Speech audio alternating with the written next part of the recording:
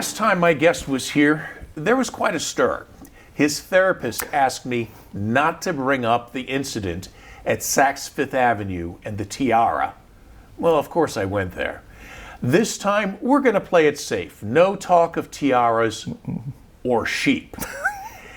Instead, we're going to be chatting about what he's been up to since the last time he was here on Suncoast People, and since the court-ordered ankle monitor was removed. Keep going. You got this. But seriously, these days he's the executive director of Sarasota Rising, a week-long arts festival that is in the works. Mm-hmm. Plus, he continues to direct plays and his work with Key Corral. I'm going to ask him about that later. Mm-hmm. Jeffery Kin, welcome back to Suncoast People. Thank you so much. Again, a once-in-a-lifetime opportunity to hear you introduce me. Golden. Thank you. It is an opportunity, and I forgot my tiara, so I'm underdressed. You're becoming a friend of mine. I hope so. It's a long process. It is, yes. No, we're friends, Yep. and you know me well enough that we tease each other a little bit. Of course. And there was actually a previous take of this intro where my voice was cracking, and you accused me of being 13 and that voice change thing. Yeah. When it's time to change. So what were you like at 13? I was such a good kid. I really was. I think I was. Oh no! Unless you have news otherwise, I was a really good kid. I think I was the youngest of 6, so I was really well behaved. I knew what my siblings could not get away with, and I really stayed in line. I think I was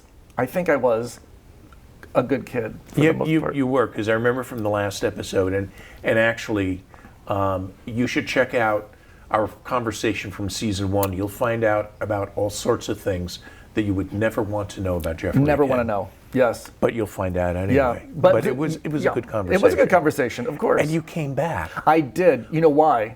Because you brought up sheep, which I know you thought of as going to be like a dig, but then you didn't realize, of course, is that my family is really internationally known for sheep. And so I actually brought a prop. So these are my work shoes from the farm. My mom sent them to me. I played a homeless person in a movie, and I said, "Mom, I need my work boots." So this is proof. And those are well worn. I can see a crack. This is I know. This is where I came from. I'm a farm kid from heart, and that's proof. Don't let the jacket and the. You didn't get those at Saks. Those were not at Saks. No, that's true.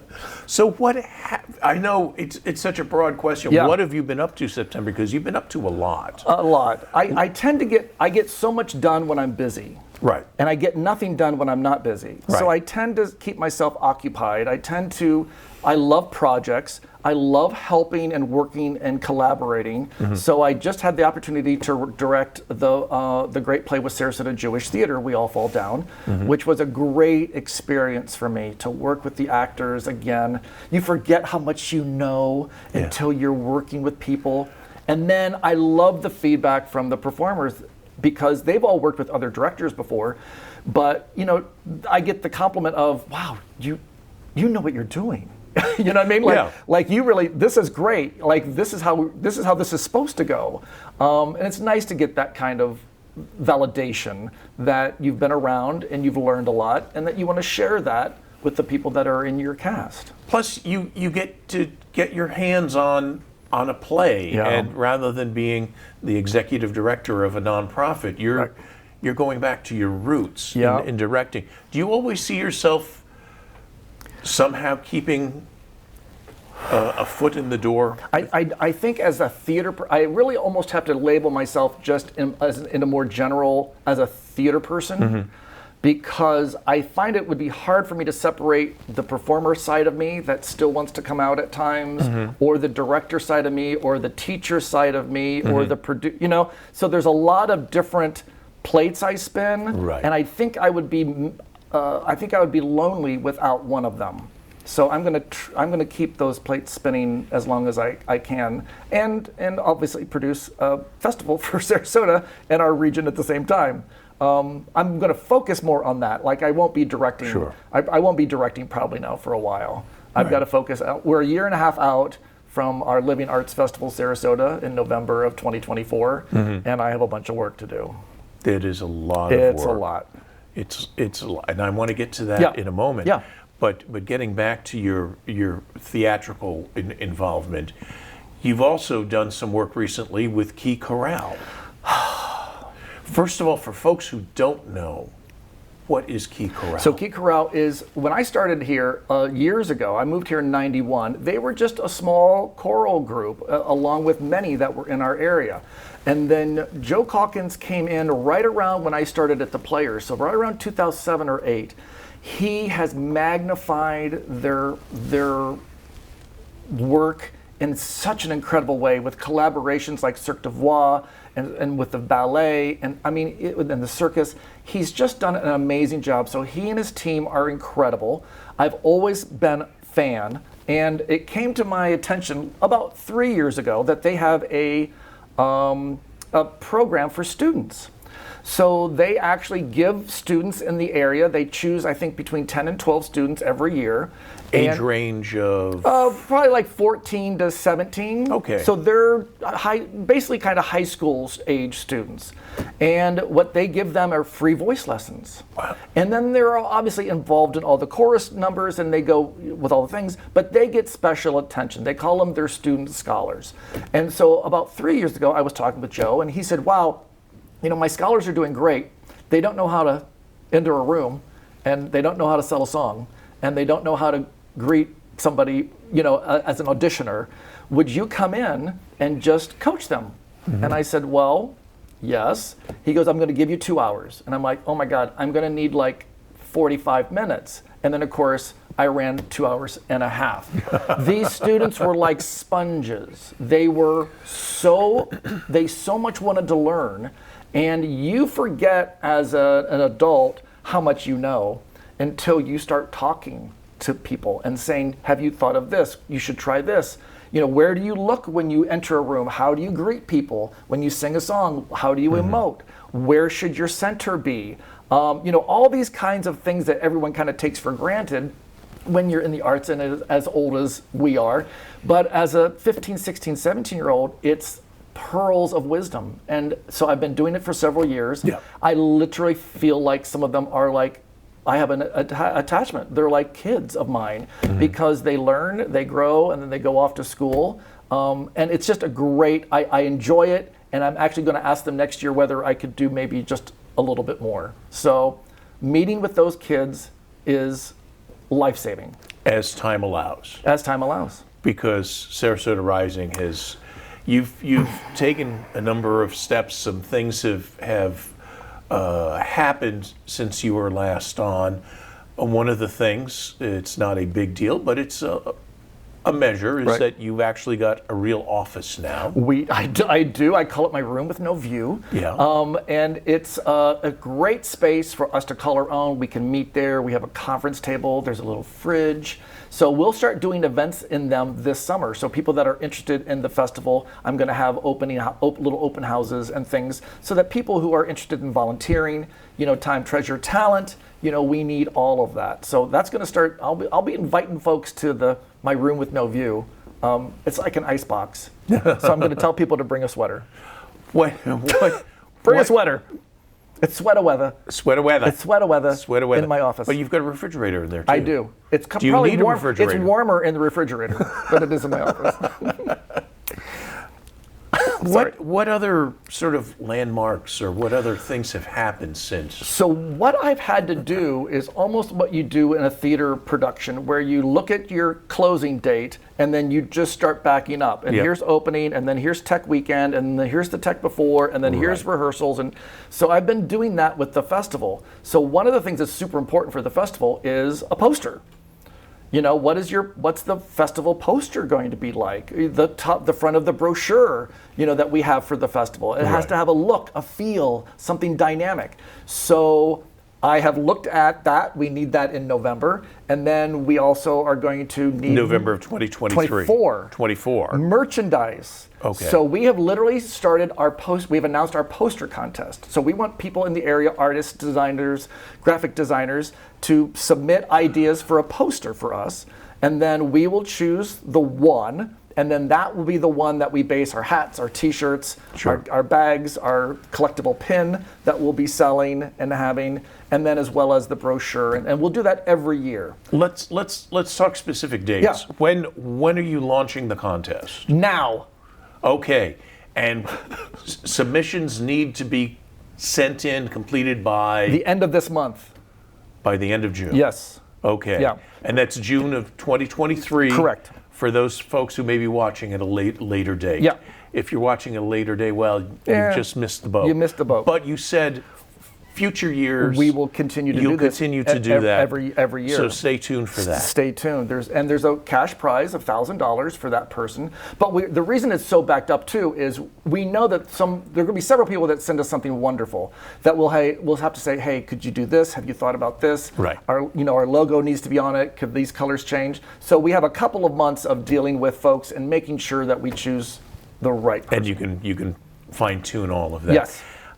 What else is going on? Because I can't imagine you're just doing one item at a time. Oh my gosh! What else is in the works right now? Oh my gosh! I should have brought my laptop. My laptop screen has all these projects. It has all these initiatives. It has all these, and a lot of it is just as simple as finding our bank. Like we have our own bank as of today. Seacoast Bank is our bank. So it's little great things. Local bank. It's a great local bank. So little things like that. I have a Nextmark meeting for my marketing team in a couple of hours. Right. But the main thing that we're doing is some of the community collaborations that we talk about are actually working out. And that's probably one of the most fascinating things for me, is to know that an idea that I had that kind of just came out of my mouth one day, and then I thought, wow, that was a good idea. And the people around me were like, that's a good idea. So it happened kind of like this. Half of the festival is our area arts organizations being awesome. 25% is me helping with community collaborations. Like, hey, you should work with so-and-so, and do you know so-and-so? And let's build something that you guys can do together. And then 25% is we'll produce events that we will sell tickets to so that we can make money too, like a Saturday kids event or a Friday night, bar crawl or whatever we end up doing to kind of help celebrate and all that. And then someone said, we don't understand the other 25 and 25%, what are you talking about? So this came out of my mouth. I was like, okay, so the Embracing Our Differences banners that go up in the park every year. There's like 40 of them. Right. I was like, I wonder what happens to them when they're done with them.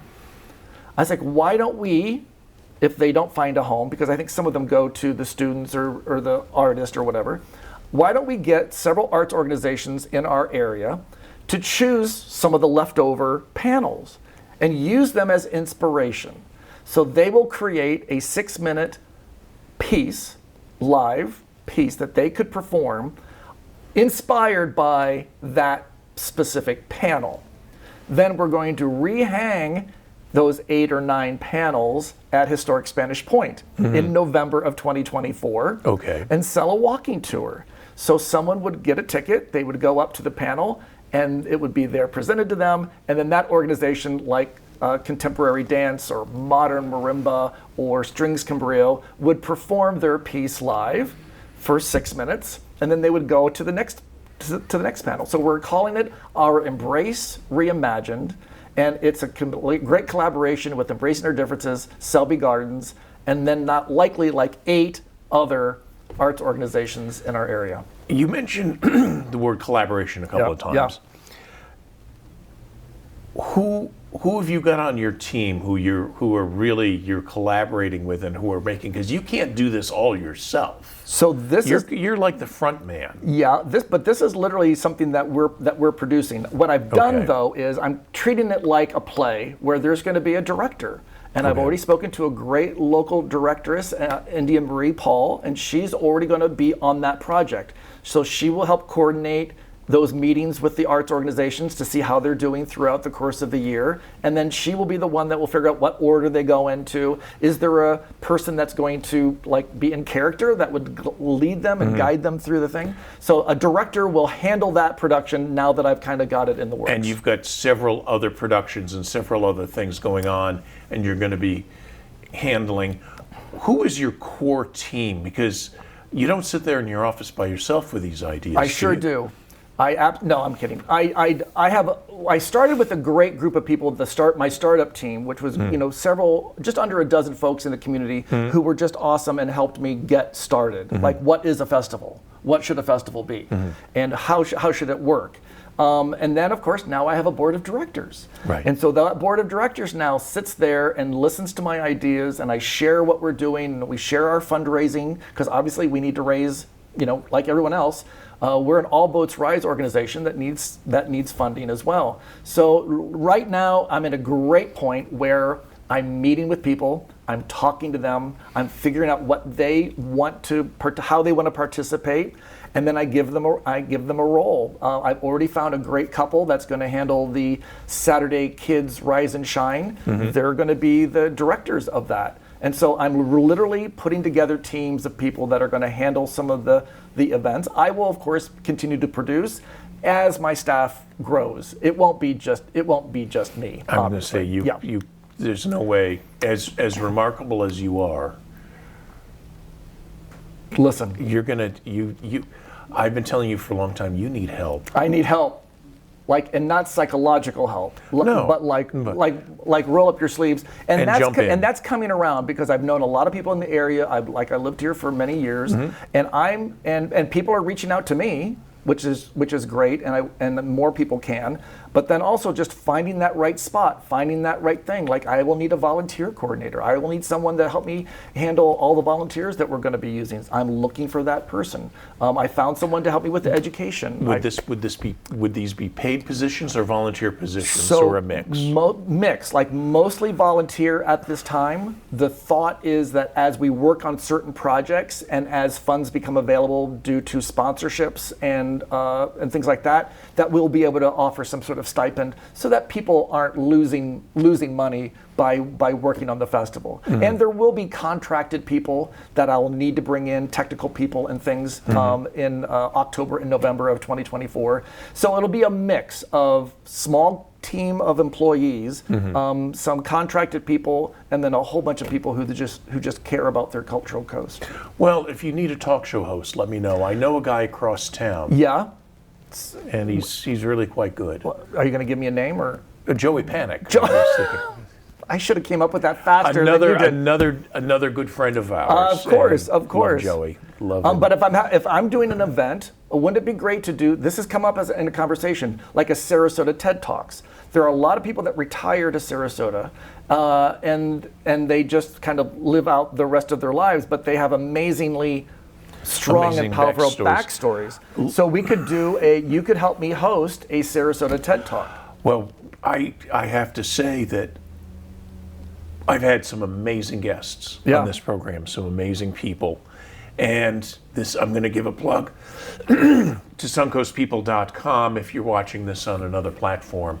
All of our programs, and also on YouTube, all of our programs are archived there. You can see some of these stories of some really remarkable people. Yeah. And I would love to help you with that, because to me that's what makes the Suncoast, not just Sarasota, but Bradenton, Venice, Osprey, our whole Suncoast region. Right. Such a great place to be. Yeah, it's amazing what we have, and it's part of our jobs, I think, to highlight the positives.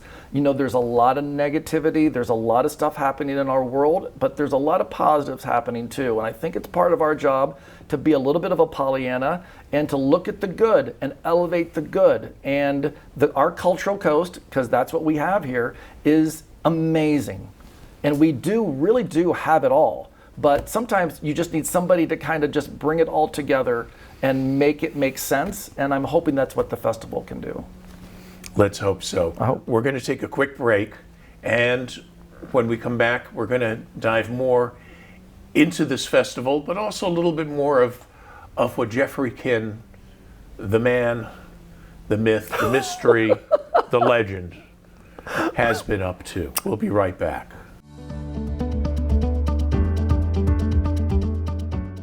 Thank you for watching and supporting Suncoast People. And if you like what we're doing, please make sure to follow and subscribe.